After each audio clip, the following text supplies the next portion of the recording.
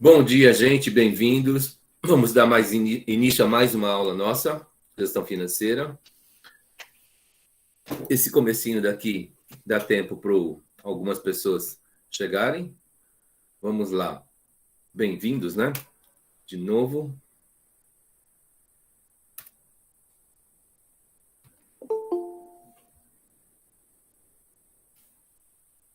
Gabriel, bem-vindo. A frase que eu não canso de divulgar, né? Que a gente possa estar ampliando aí um pouquinho os nossos horizontes e desanuviando, tirando nuvens das coisas que a gente conhece, das coisas que a gente sabe. O quiz 8, hoje tem um quiz, eu estou subindo esse quiz, ele é para até quarta-feira da semana que vem, e os critérios são os mesmos. Esse quiz ele tem um aspecto que é interessante, que vocês podem, ele é um quiz no formato já da avaliação final. Então, tem 7 questões que elas são de múltipla escolha, e depois 3 questões dissertativas, que vocês precisam dar redação para a resposta. Nesse formato, algo que vocês podem tentar fazer é reservar 1 hora, 60 minutos, para fazer esse quiz. Ele é individual. E reservando essa hora para fazer esse quiz, vocês cronometrem o tempo, só para vocês verificarem aí como é que está o ritmo de vocês para a realização desse trabalho. Em geral, as minhas avaliações conclusivas, elas são rápidas, né? Mas é uma primeira experiência sobre essas questões. De todos os quizzes, o que acontece? Eu vou retirar 10 questões, 7 objetivas, né? Onde vocês têm que escolher uma alternativa, A, B, C, D ou E, e 3 questões para vocês dissertarem. Sabendo as questões dissertativas, vocês já têm aí 70% de aproveitamento, que é dentro do regimento da escola. E nas dissertativas, caprichando uma, já vai para 80%, depois 90%, 100%. Para os meus filhos, eu costumo dizer que a gente precisa mirar o 11. Né? Uma coisa é ter uma média 10 e outra coisa é sentir que aprendeu um pouquinho mais. Então, sugestão, utilizem esse quiz 8 como termômetro, né, para o ritmo da prova. Ok?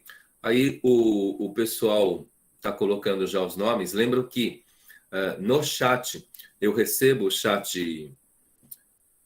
o resumo do chat só depois que inicia a gravação. Então, uma vez que eu começo a gravação, vocês já podem, por favor, no chat, colocar o nome e o RA de vocês, que é a nossa chamada. Virando a página. O operacional não mudou, é o nosso Meet aqui. O contrato também são aquelas mesmas 9 questões. Muito legal a gente estar desenvolvendo cada um o seu conceito de respeito. Vou passar uma referência aí para vocês, que é o James Hunter.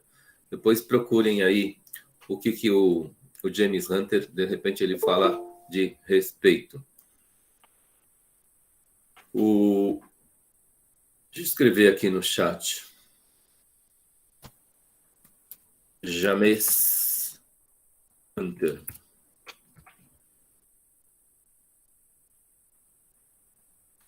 O conceito que eu tenho de respeito hoje é baseado nele. Network sempre, a gente precisa estar tentando se relacionar. A gente nunca sabe que se um dos nossos colegas aqui, de repente, pode ser uma porta de entrada aí para o mercado de trabalho, para o mundo corporativo, por exemplo. E a terceira é esse conceito do ambiente, da governança, né, ambiental e social. Vamos tentar desenvolver isso no nosso pessoal, na nossa casa e na nossa vida, e também, de repente, nas empresas onde a gente trabalha, fomentar. É importante, né, que a gente faça isso. Ainda mais num país chamado Brasil, que tem aí a a melhor natureza do mundo, né? A maior riqueza natural do mundo, que precisa ser bem aproveitada. A gente tem aí, nesse aspecto, na minha opinião, uma oportunidade enorme aí de desenvolver e muito campo de trabalho. Feedback. Em relação a tudo que vocês já fizeram até agora, alguém quer perguntar algo? Aproveitar esses minutinhos aí para alguma pergunta? Esclarecer alguma coisa?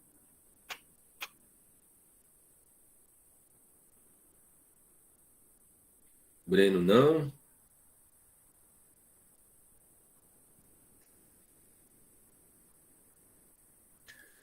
Tem uma pergunta que foi feita para a coordenação e ela está lá no nosso Quiz 8, que é o meu e-mail de contato pessoal. Então, havendo necessidade de fazer esse contato, vocês podem usar aquele e-mail que eu coloquei no Quiz 8. Então, deixem ele anotado em algum lugar, no diário de bordo, para vocês, e a gente vai desenvolvendo aí o contato da melhor forma possível. E o canal da representante de classe. Nunca esqueçam desse canal. A Ianca também não tem, mas dentro do que eu gosto de trabalhar, vocês poderiam me interromper a qualquer momento. Eu queria saber como estou no quiz. Então, Cleide, boa pergunta. No caso, eu já corrigi 3, eu não vou passar isso ainda. Nesse quiz 8, eu pergunto pelo e-mail de vocês, tá bom? E eu devo estar corrigindo pelo menos mais 3, e aí eu já faço a emissão de um boletim parcial para vocês.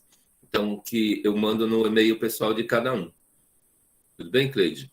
Eu comentei isso na aula passada, né? Que eu ia começar a fazer a correção dos quizzes. Então, quiz 1, 2 e 3, eles já estão corrigidos. Agora, eu devo estar corrigindo aí pelo menos o 4, 5 e o 6.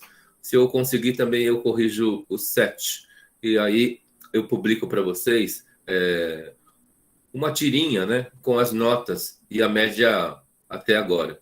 Lembrando que, mesmo que, espero que não, mas alguns de vocês fiquem assustados em relação à nota mais baixa, o que acontece? O que eu vou publicar no nosso portal são 4 notas, as mais altas. Então, não tem problema.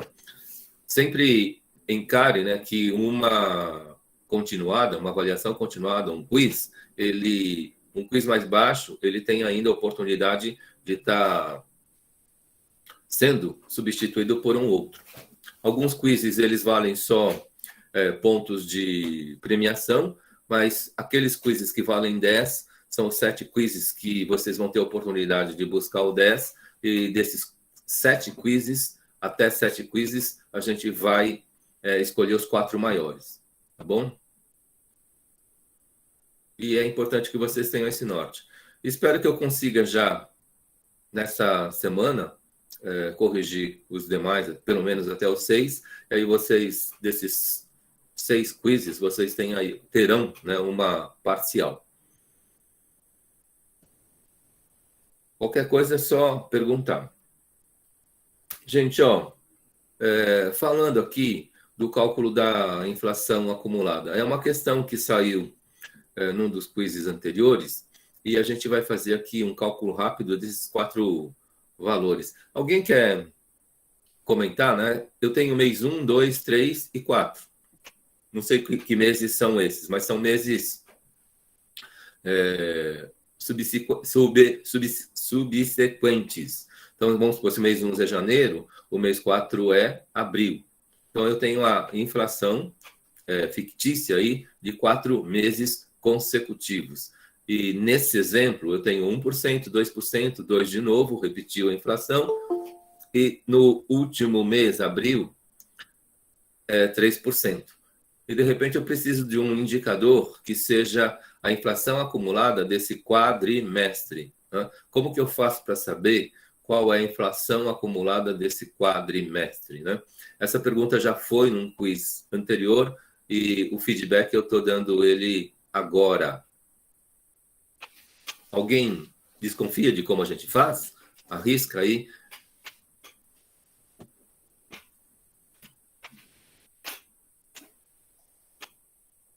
Não?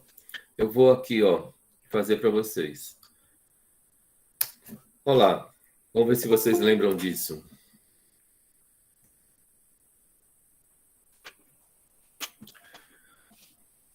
Certo. Gente, ó, a inflação, ela é como se fosse juros sobre juros. Então, eu não posso somar 1 mais 2, 3 mais 2, 5, mais 3, 8. E falar que em 4 meses a inflação acumulada é 8. Aí a gente vai estar subestimando a inflação. Quando no mês 2 ela cresce 2%, é sobre, entre aspas, né, dependendo do indicador de inflação, o Brasil deve ter uns 14 ou 15 indicadores de inflação e cada um de vocês devem estar criando o próprio. E o que acontece? A gente tem, num dos exemplos, aí uma cesta básica de referência, e essa cesta básica de referência, de janeiro para fevereiro, cresceu, nesse exemplo aqui, 2%. E no mês seguinte, aquela mesma cesta básica, ela cresce de novo 2%. Não é?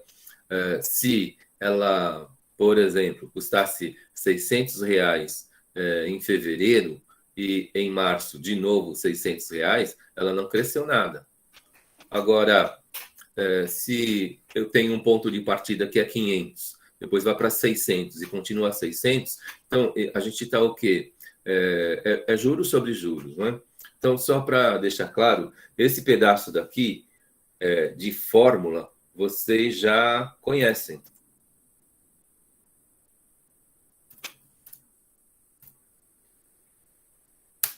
Esse pedaço daqui é a nossa fórmula de montante na matemática financeira, no regime de juros compostos. Então, a gente pega aquele pedaço entre parênteses e transforma tudo isso daí em fator.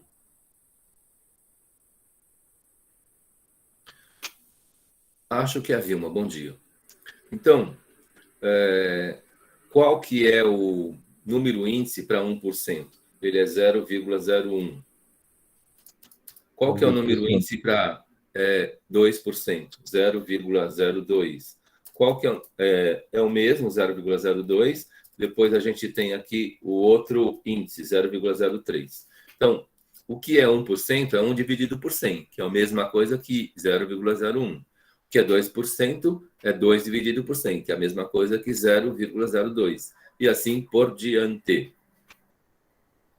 Então, dessa forma, a gente tem os números índices e a gente pode estar substituindo ali. Substituindo ali, naquele parênteses, a gente vai ter 1,01, só que a gente só pega o parênteses. E eu vou colocar um xizinho aqui, mas é para indicar multiplicação. 1,02, que multiplica 1,02 novamente, que multiplica 1,03. Opa, erro de digitação, de novo, igual. Né? Quanto que dá essa multiplicação aí, gente? 1,01 vezes 1,02 vezes 1,02 vezes 1,03.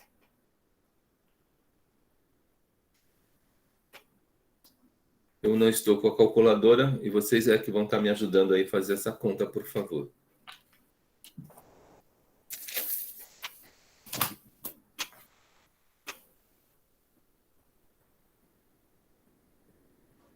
Bom dia, professor. Tudo bem? Bom dia, Alves.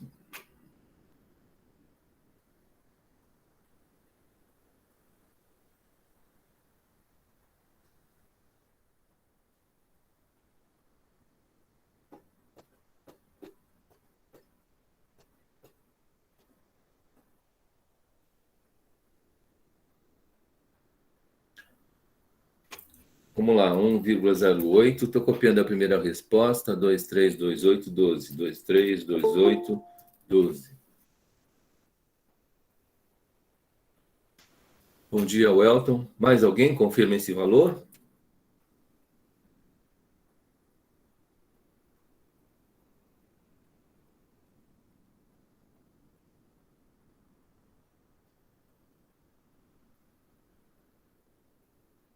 Isaías, sim. Ok, então eu vou tomar essa resposta como certa, nem vou conferir.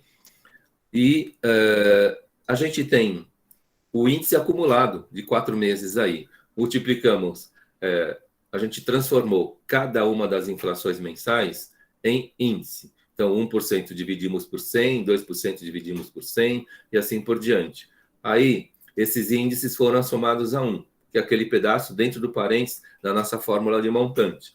Eles são transformados nesse fator 1,01, depois no outro fator 1,02, 1,02 de novo e 1,03. E esses índices, eles se multiplicam, né? Esses fatores se multiplicam. 1,01 vezes 1,02, 1,02 de novo, 1,03, e vai dar 1,082328112, que é o nosso índice acumulado de 4 meses. Se esse é o nosso índice acumulado de 4 meses, fazendo num cálculo mental, alguém publica aí qual a inflação acumulada desses 4 meses? O Gabriel Vicente respondeu 8,23. Isaías também. É isso aí, gente. Ó. A gente pode fazer um cálculo mental, tira 1 e desloca a vírgula duas casas, a gente multiplica por 100. Quando deslocou a vírgula duas casas, virou 8,23.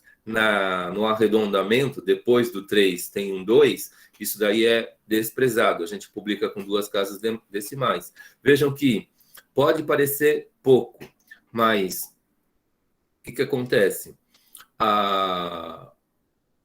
Se vocês simplesmente tivessem somado 1 mais 2 mais 2 mais 3, daria 8. E no acumulado de verdade é 8,23. A gente estaria fazendo um desvio, um erro de desvio de 0,23. E isso pode ser fatal aí numa projeção de um ano, numa projeção bienal, quinquenal, dependendo da situação. Ok? Então, não é difícil, a gente só precisa estar tomando esse cuidado.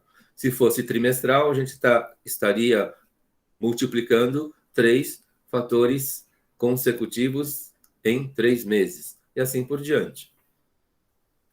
E se vocês fizerem o cálculo lá, se de repente a cesta básica em março divide pelo valor de janeiro, a gente vai... nesse exemplo aqui, a cesta básica em abril dividido pela inflação lá de 31 de dezembro, a gente vai ter realmente o quê? Esse índice, exatamente esse índice, ok? Então é isso. Posso virar essa página? Alguém quer perguntar algo?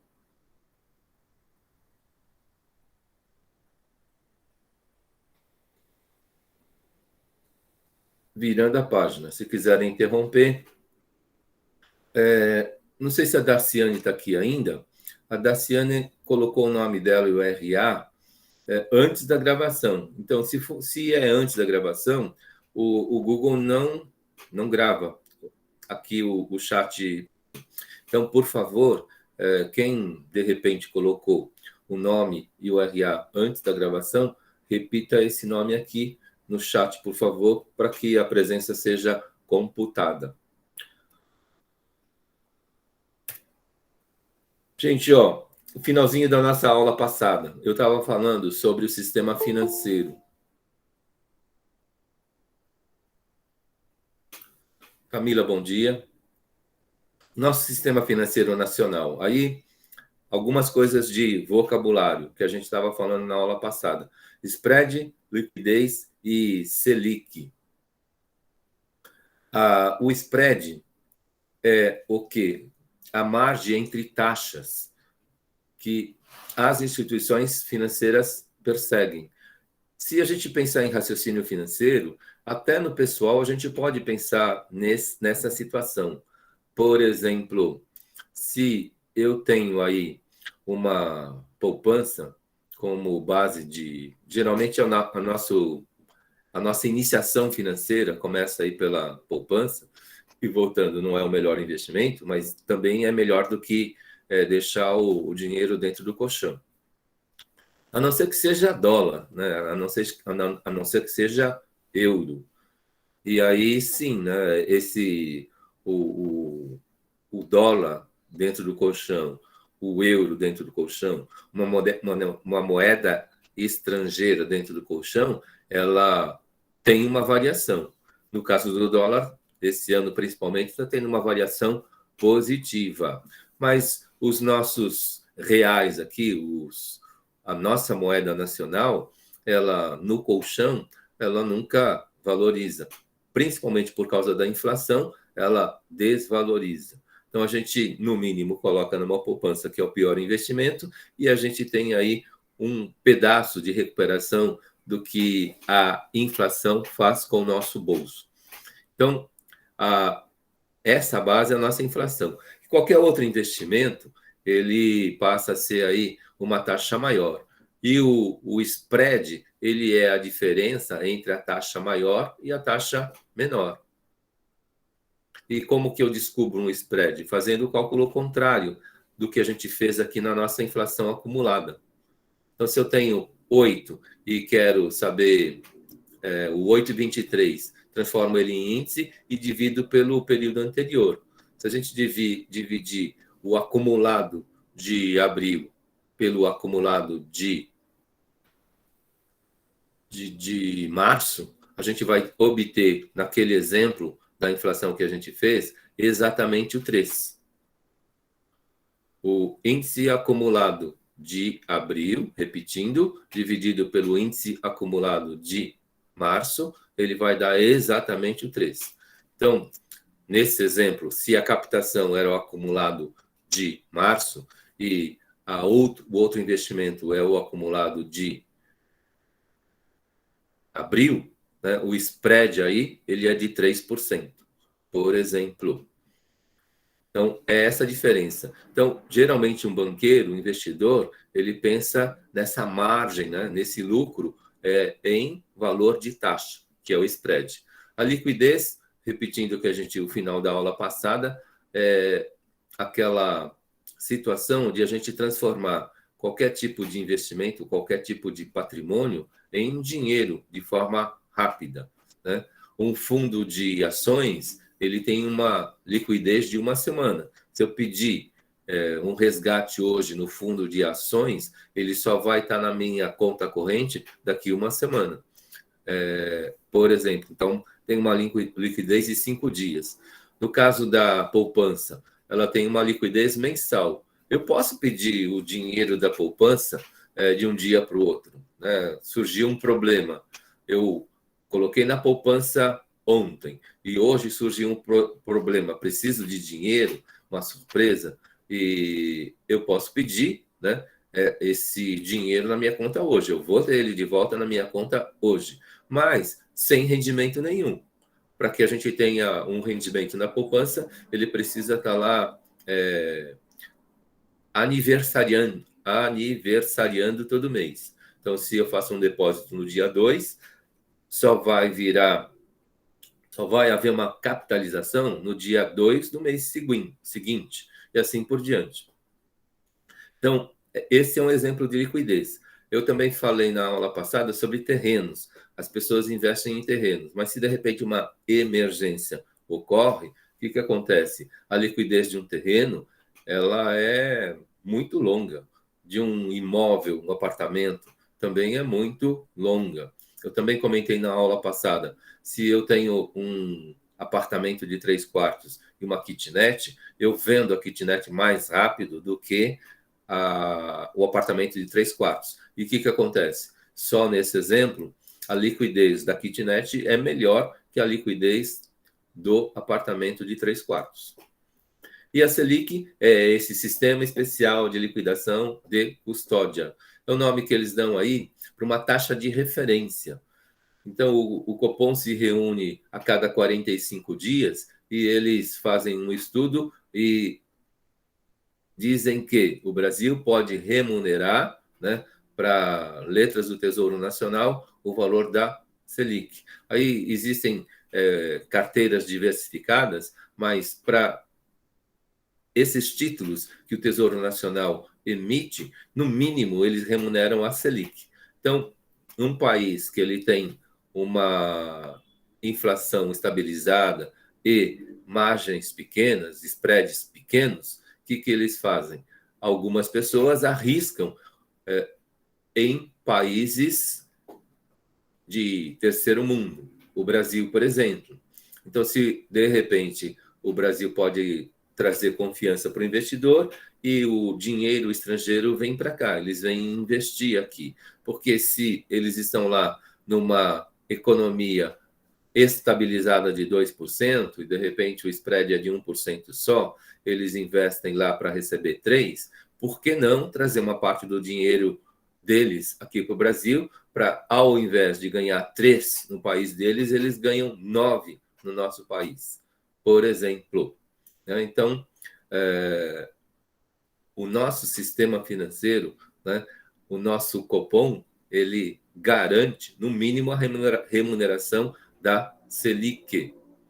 Então, é isso. Então, quando a gente, na gestão financeira, a gente começa a se deparar com esse vocabulário. Então, a Selic é uma taxa de referência. E a gente tem aí, no nosso sistema financeiro, o mercado de crédito, do dinheiro que ele pode ficar sendo emprestado para os outros, o mercado do dinheiro circulante mesmo, o capital, o mercado cambial, que é da moeda, das moedas estrangeiras, né? A gente pode cambiar, né? A palavra cambiar significa trocar. Eu posso pegar um punhado de reais e trocar, cambiar por um punhado de dólares, ou por um punhado de euros, ou por uma outra moeda qualquer. E o mercado monetário, né, que é a moeda em si. O nosso CMN, né, o Conselho Monetário Nacional, na nossa realidade agora, no mínimo, sempre vai ter o ministro, no nosso caso é o superministro, que ele englobou lá 3 ministérios, tem o Banco Central e a Comissão dos Valores Mobiliários. Isso foi o finalzinho da aula passada, e não sei se alguém quer perguntar algo aqui.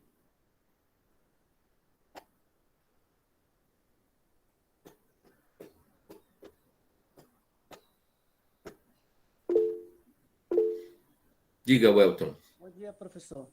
Bom dia. O que você acha do que foi descoberto essa semana do Paulo Guedes?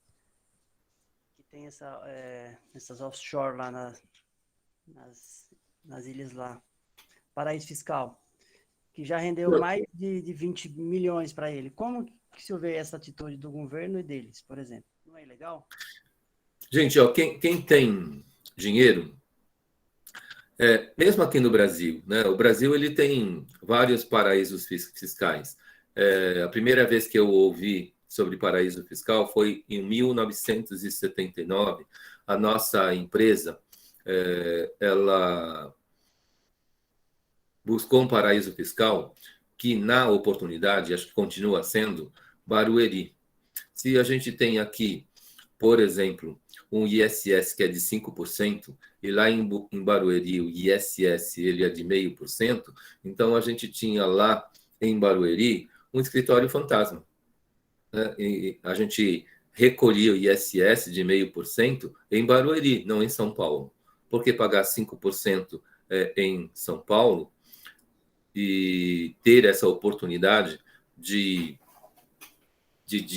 pagar 0,5% só lá em Barueri? Então, existe aí um ganho real, a grosso modo, né? O spread aí não é uma conta de menos, mas de 5 tira meio, entre aspas, tem um ganho de 4,5. Isso é um olhar para o paraíso fiscal. Agora, quem tem dinheiro no Brasil, ou eu já falei isso para vocês têm aí um determinado capital para diminuir riscos. O que a gente faz? A gente divide aí no mínimo em 5 pedaços e diversifica. Eu posso colocar só num exemplo numérico, R$1.000, divido por 5, R$200.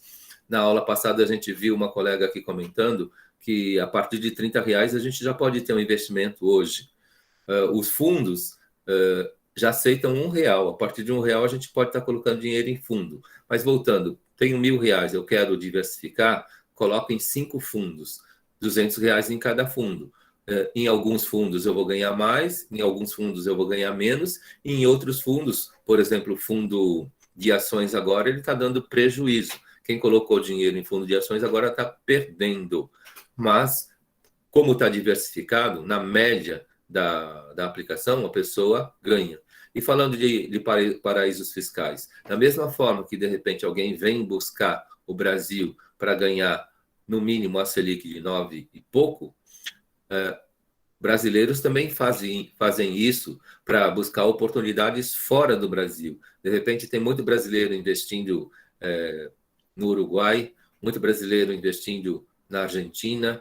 De repente, o pessoal fala mal da Venezuela, mas está colocando dinheiro lá também, para que tenha aí spreads altos. Então, essa prática, para quem tem dinheiro, eles fazem, isso é normal. O problema de a gente ter uma figura pública fazendo isso, por exemplo, em offshore, ele está realmente colocando esse tipo, essa grana, né? Está colocando essa grana que é dele mesmo lá, ou de repente ele está se valendo do lugar onde ele está, com informações privilegiadas e de repente ganhando mais. Então, isso que não é muito lícito e não é muito legal.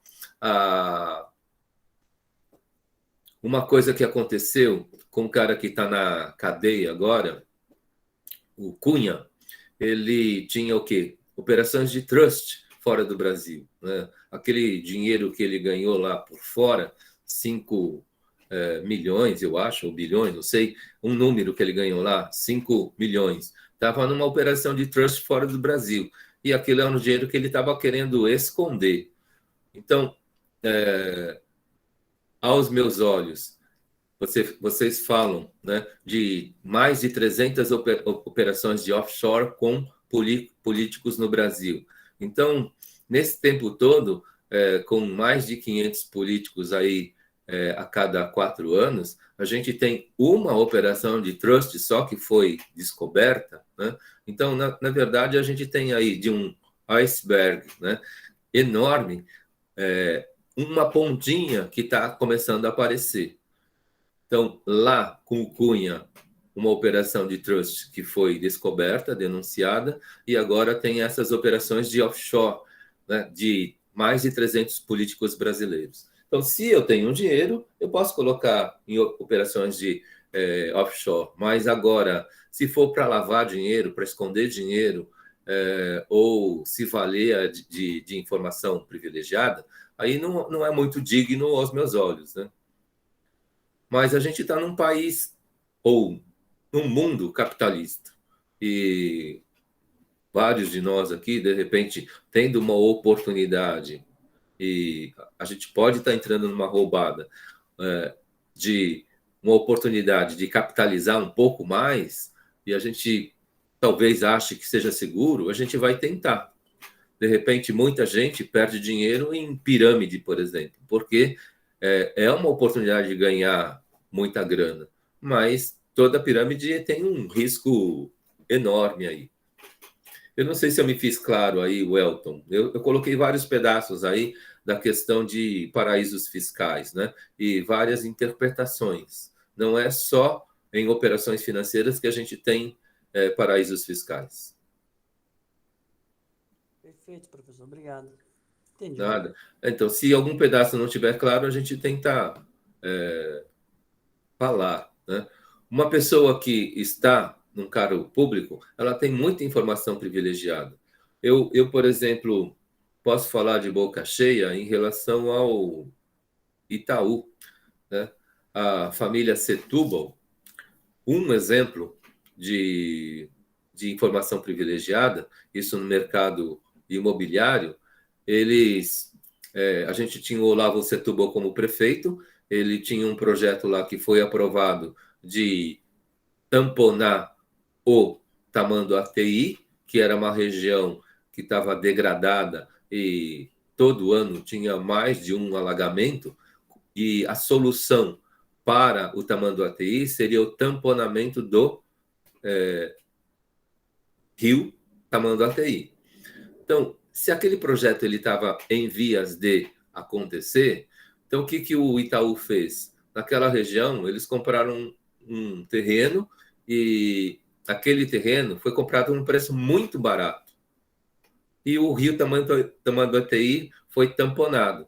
Aí eles levantaram o quê? A Itautec está lá às margens do rio Tamanduateí.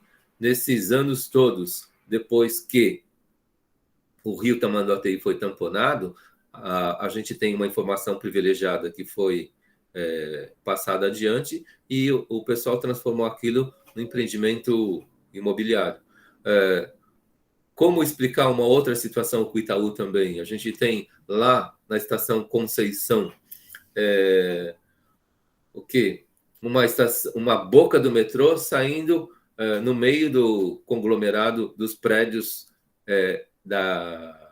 do Itaú. Então, isso tudo é informação privilegiada. Então, as pessoas em cargos públicos, elas têm essas informações privilegiadas. Ah, vai haver um investimento em tal local, aquele local vai valorizar. Então, algumas pessoas vão para lá, se elas têm dinheiro, elas compram um terreno, e depois elas podem estar ganhando muita grana nesse sentido. Então, aí eu estou falando de um outro pedaço aí, que são paraísos que eles acabam surgindo por causa de informações privilegiadas. Então, é isso. O público ele deveria estar primando, na nossa opinião, pela ética, mas muita gente se interessa pelo público. Eu fui já candidato em 2014. Quando eu fui candidato em 2014, eu fui de uma forma ingênua, né? E eu ainda quero estar na política, né? Todo mundo que conversou comigo, de repente fala assim, as pessoas podem se deixar corromper muito fácil, né, na política, mas a gente precisa, né, estar entrando nesses lugares e saneando esses lugares, né? Na época tinha um apelo, eu sou católico, e o Papa Francisco, em 2013, ele soltou uma frase que falava assim, se de repente nesses locais vocês avaliam que não tem pessoas boas, então a gente precisa levar essas pessoas boas para esses locais. Então, eu vou continuar acreditando que essa transformação pode acontecer, mas com certeza não é fácil, é difícil, né? Mas a gente precisa tentar. E na hora de votar, a gente precisa pensar melhor. O não votar é muito ruim. Esses 513 políticos que fazem parte do nosso Congresso Nacional, se a gente tem 300 lá com operação de offshore, significa que tem 300 aí que a gente precisa trocar. Ok? Fato, Do meu ponto de vista. tem toda a razão. Então, vamos lá. Próximo passo, passo 5. 2 ferramentas. Isso daqui é muito simples, né? A gente vai falar aí do fluxo de caixa e do demonstrativo financeiro. Talvez vários de vocês já façam isso, mas a gente precisa o quê? Sistematizar isso. Então, todo mundo, de repente, o brasileiro, ele faz isso de forma mensal, né? Pega o salário do mês e vê lá quais são as despesas que ele tem, os exigíveis que ele tem, e vai sobrar ou não vai sobrar alguma coisa no mês. Então, a gente pode ter uma visão maior, né? Eu sugiro para vocês sempre de 12 a 13 meses. Se eu tiver em janeiro de 2021, é melhor que vocês façam uma projeção, no mínimo, até janeiro de 2022, para que, em janeiro de 2022, a gente não tenha aquelas reclamações, né? Poxa, não sobrou nada, vou precisar pedir dinheiro emprestado do meu pai de novo, coisa do tipo, né? Tá difícil esse mês de janeiro. Mas é uma questão de a gente ter uma visão um pouco maior, uma visão de longo prazo. E, de repente, a gente sabe, como eu já comentei aqui, que a gente vai ter o aporte do 13º. Às vezes, uma pessoa recebe 50% do 13º em junho, em julho. Algumas empresas, alguns sindicatos, eles fazem esse benefício, essa negociação, aí esse dinheiro entra no nosso caixa. E muitas vezes o que faz? Muitas pessoas acabam o quê? Aumentando despesa. Depois, quando chega em janeiro, o que acontece? Vai precisar recorrer a empréstimo, vai precisar recorrer a um consignado. E que vai acontecer? Vai estar pagando juros. E juros no Brasil, como a gente já comentou aqui, não são juros baixos, são juros caros. Quem está no sistema financeiro cobra muito da gente. Então, a gente precisa tomar cuidado. Então, o fluxo de caixa, ele tem esses valores de receita. Vocês podem ter uma visão aí de pelo menos 13 meses aí do que vocês vão receber e depois todos os compromissos. Para quem tem carro, não pode esquecer que em janeiro tem uma despesa de IPVA, por exemplo, uma despesa de licenciamento, por exemplo. Para algumas pessoas, uma renovação de seguro. Para quem tem filho, tem que comprar material escolar. São despesas que são pontuais. E se eu deixo para provisionar essa grana só lá, eu vou, na verdade, complicar a minha vida. É melhor que eu tenha uma visão mais longa. E fluxo de caixa é para isso. Então, tem meses que sobram, tem meses que faltam, e nós, gestores financeiros, vamos o quê? Dando soluções para essa situação. E para que, de repente, no final de X meses, a gente não tenha, não fique no vermelho. Então, é questão de a gente ter essa visão. E o gestor de fluxo de caixa, né, o tesoureiro, ele precisa, toda sobra precisa estar aplicado. E toda falta, ela precisa ser buscada.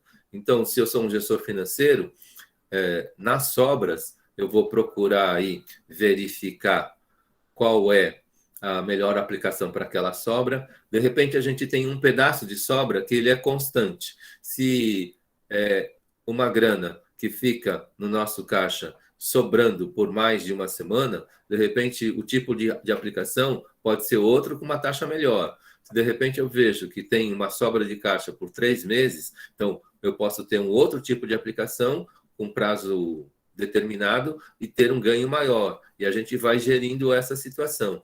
E, de repente, quando a gente precisa captar algo para que o nosso caixa seja coberto, que a gente também não tenha surpresa, que a gente possa estar negociando as melhores taxas, né?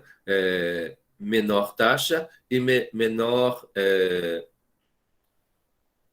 despesa de administração. Então, isso tudo pode ser negociado. E se a gente começa a fazer isso antes, então a gente tem ganhos aí. Se a gente chega na véspera, a gente chega no dia do problema, a gente vai ter que se descabelar e talvez a gente não consiga fazer o quê? O melhor negócio.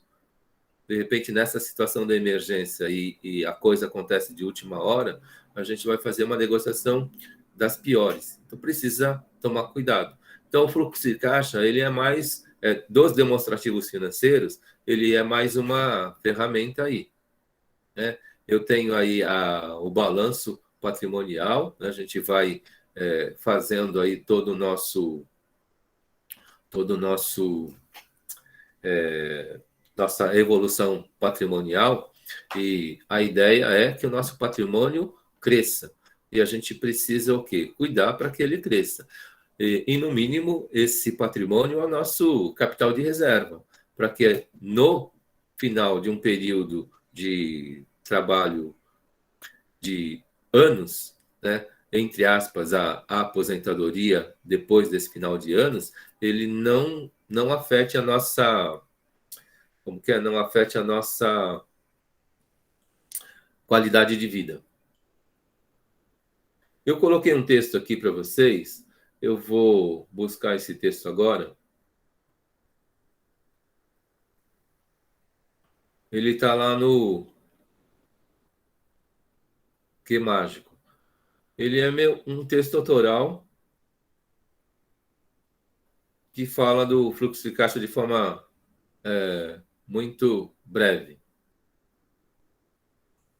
Então, planilhas existem já há bastante tempo, né? Então, é um pedaço de papel com linhas e colunas que a gente vai organizando e tendo uma visão aí anual, bienal, de alguns anos, para que a gente possa ter surpresas. Alguns negócios, como eu falei para vocês, têm uma sazonalidade que é de 2 anos. E aí seria interessante fazer um fluxo de caixa para 2 anos, não é?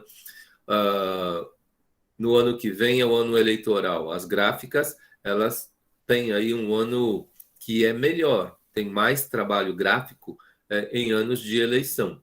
Então, é uma planilha, um pedaço de papel com linhas e colunas que a gente vai estar colocando aí os nossos valores de entrada, né? Tudo que a gente tem de receita. Um assalariado, no mínimo, tem salário e 13º e horas extras aí. Os valores de saída, todos os nossos exigíveis, tudo que a gente precisa pagar. O saldo desse caixa, diariamente, semanalmente, qual período vocês tiverem aí na necessidade do negócio. Eu já trabalhei em escolas de cursos livres. Escolas de cursos livres, elas têm uma sazonalidade semanal. Então, o fluxo de caixa ele pode ser a cada semana. E sempre as entradas de faturamento se davam a cada semana, por exemplo. Qual o período no negócio que vocês tiverem para as sazonalidades de entrada, né? Aquele período de negócio. Então, a boa administração do fluxo de caixa com saldo zero se dá basicamente por 2 motivos. As sobras precisam de aplicação, conforme eu já comentei aqui, e o que falta, né, no caixa, a indisponibilidade de caixa, precisa de captação. Preciso buscar esse dinheiro em algum lugar. Não é para que o nosso um exigível ele possa ser honrado. Mesmo quando a gente, de repente, tem essa necessidade, a gente vai precisar pagar juros de mora aí, que seja na melhor estratégia. Isso, para alguns negócios, é uma necessidade. Ao projetarmos o período de médio prazo, 6 meses, dependendo do negócio aí, ou um pouco mais, no longo prazo, maior que 12 meses, conseguimos nos precaver, como eu já disse aqui em outras palavras. Planejar e, provavelmente, negociar melhores condições. Para simplificarmos, podemos dizer que na falta de caixa, buscamos os menores custos e na sobra de caixa, negociamos os melhores investimentos. Ok? O gestor do fluxo de caixa ele tem basicamente essa situação. Em geral, é o tesoureiro da empresa. Demonstrações financeiras também são planilhas, né? E a gente tem aí o fluxo de caixa como um exemplo delas. Com alterações de sua periodicidade, em geral são mensais e buscam fornecer uma visão a longo prazo. Então, uma visão maior que 12 meses. Na demonstração de resultados financeiros, a meta é simples, buscar o superávit sempre, de forma que o patrimônio se fortaleça no tempo. Então, todo mundo quer ter um patrimônio melhor aí no tempo. E esse patrimônio, seja qual item for, ele precisa se potencializar. E isso é bom. Constituir um patrimônio, gente, ele é uma meta de longo prazo. E, às vezes, porque a gente faz um olhar curto de um mês só, e a gente acha que não, no meu patrimônio eu não vou colocar nada, então isso desanima. Mas quando a gente tem uma visão de longo prazo, e a gente está planejando 1, 2, 3, 4, 5 anos, a gente vai ver que o nosso patrimônio ele pode crescer sim. Então, olhar para o patrimônio só um período curto, de curto prazo ou médio prazo, é desanimador, mas a gente olhando a longo prazo e estabelecendo metas, então isso pode animar vocês. Então, olhar o que uma poupança remunerou em um mês, nos deixa triste. Mas, de repente, se a gente olhar o que uma poupança ela pode remunerar em 2, 3 anos, né? Quando eu falo em poupança, eu estou falando no genérico, né? Eu não estou falando da caderneta de poupança. Tudo aquilo que a gente consegue reservar, poupar, é o que a gente pode investir. E numa meta pequena, diversificar aí para 5 tipos de aplicações. E a minha sugestão para vocês sempre foi para conhecermos os fundos. E depois a gente pode trabalhar de forma mais específica aí. Então, o fundo cambial, ele nos ajuda a compreender aí o mercado de trocas de moedas. O fundo imobiliário nos ajuda a compreender aí como funciona o mercado de imóveis. O fundo de ações, como funciona aí o fundo de ações, né? Depois tem outros fundos, né, de papéis aí do Tesouro Nacional. Então, a quantidade de produtos é muito diversa, mas a gente pode estar começando a diversificar. E esse patrimônio é interessante que seja visto a longo prazo. Não adianta ver, poxa, pagou só isso, né? Eu vou continuar colocando meu dinheiro aí. Sempre no curto prazo o sentimento vai ser esse, mas no longo prazo vocês podem ver que o patrimônio de vocês cresce. O patrimônio, basicamente, são investimentos de 4 tipos: imóveis, negócio próprio, educação e papéis. Educação, gente, também é um investimento, ok? A educação, ela nunca deixa ninguém rico.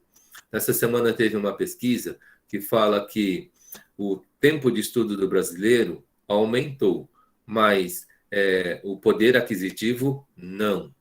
Então, ninguém estuda para aumentar o poder aquisitivo. Todo mundo estuda para empregabilidade. Então, a gente tem menos períodos de desemprego. Uma pessoa que tem um pouco mais de estudo, ela tem menos desemprego. Então, prometer, por causa do estudo, poder aquisitivo é vender ilusão. Então, não é isso que acontece. Eu queria deixar isso claro para vocês. Então, a gente deve se investir e pensar na educação, porque isso vai trazer o quê? Empregabilidade, mais tempo de trabalho. Eu, graças a Deus, estudei esse tempo todo. Aí me aposentei há 10 anos atrás, em julho completou 10 anos. Então, eu trabalho com carteira assinada há mais de 46 anos. E, nesse tempo todo, em 46 anos, eu tenho 3 períodos de desemprego de 6 meses em média. 3 períodos de desemprego de 6 meses em média. Já fiquei desempregado. Acho que o primeiro período de desemprego foram 3 meses, depois o segundo período de desemprego foi um pouco maior, né? Uns 9 meses, depois o outro período de emprego foi 6 meses. Então, na média, no meu caso, deu 6 meses. Mas esse tempo todo eu fui estudando, nunca deixei de estudar.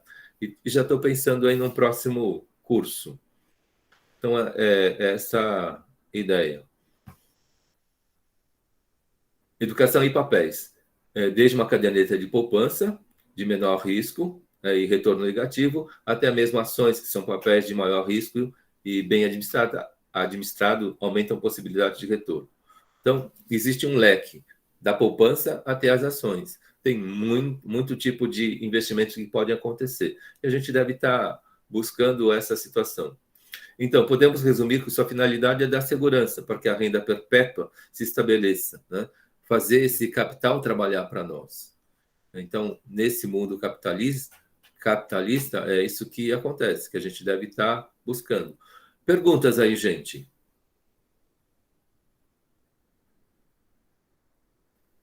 Posso fechar essa página? Isso está no Que Mágico para vocês, tá?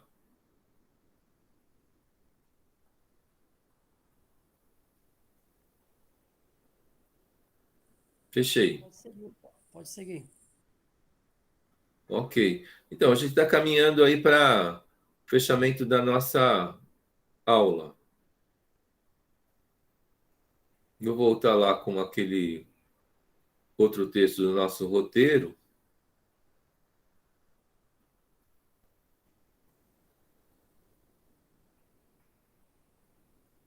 Então, eu falei de ferramentas, o quinto passo de ferramentas, os demonstrativos financeiros e o fluxo de caixa, que faz parte dessa situação.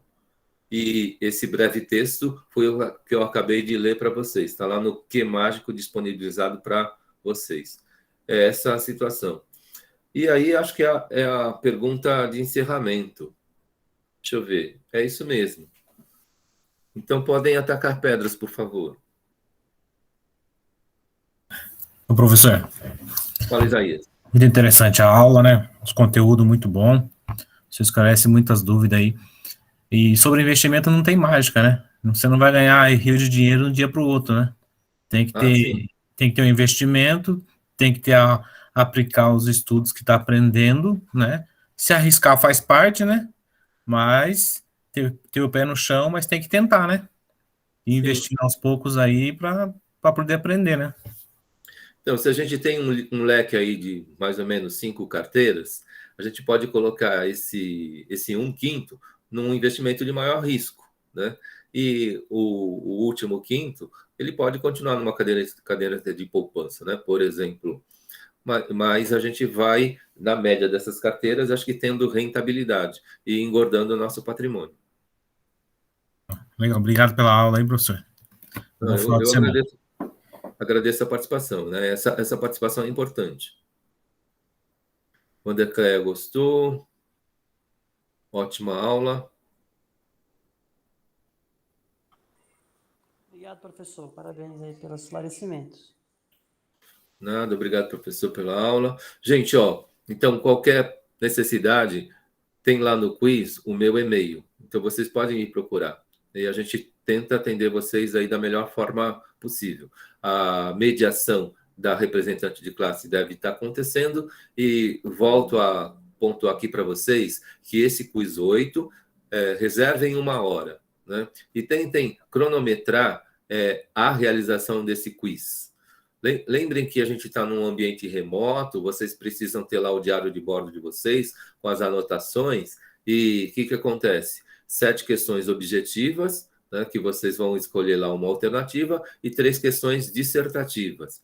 Então, acertando as 7, já tem a nota mínima, porque no nosso regimento aqui de faculdade, vocês precisam de uma nota 6, ok? Então, é essa a ideia. Usem esse quiz 8 de forma individual para fazer essa cronometragem. E vocês vão ter uma ideia de que a nossa avaliação final não é um dragão de 7 cabeças. É muito simples e eu não vou estar cobrando de vocês a invenção de uma supernave espacial. A gente vai estar trabalhando esse básico, essa base, e nada de diferente do que a gente tem trabalhado em sala de aula. Ah, professor, você fez aquela pergunta, mas a gente nunca viu aquilo. Essa queixa vocês não vão ter de mim, ok? Então, o que a gente trabalhou. Pode acontecer, como já aconteceu, eu, de repente, esperar e fazer um termômetro de uma pergunta que seja algo que eu pré-julgue, que é um conhecimento prévio de vocês, alguma coisa que vocês tenham aprendido antes. Fala, Camila. Professor, quando que vai ser sua prova continuada? Gente, os nossos quizzes são já as nossas provas continuadas. Ah, tá. Obrigado. Tá? Então, desses quizzes, os 4 deles com maior é que vai dar essa média da nossa avaliação continuada. Eu prefiro trabalhar antes e trabalhar durante para que a gente não tenha aí nenhum pico de tensão. E no dia 2 de dezembro, a gente tem a nossa avaliação conclusiva. E esse quiz 8 já é um simulado, vocês vão ter uma ideia de mais ou menos como é a cara da nossa avaliação conclusiva. E não deixem de cronometrar, para que vocês tenham aí uma ideia de de como que é. Eu acho que não é difícil. E na próxima aula vocês me contem aí o que vocês sentiram, né? Eu acho que vocês vão se sentir confortáveis, né? Alguma coisa que vocês, de repente, tenham um buraco essa semana, a gente ainda tem o quê? Até dezembro, mais de um mês aí para poder estar sedimentando mais conceitos e trazendo conceitos novos e não dificultando a nossa vida, mas sempre trabalhando de forma estratégica para que a gente tenha aí uma avaliação conclusiva que a gente considere que é satisfatória e não é para estressar ninguém. Ok, gente? Então eu vou encerrar a gravação. Ok, professor. Bom final de semana. Foi ótima aula. Eu agradeço, boa semana, bom feriados aí para vocês. Obrigada, professor. Bom feriado, boa semana.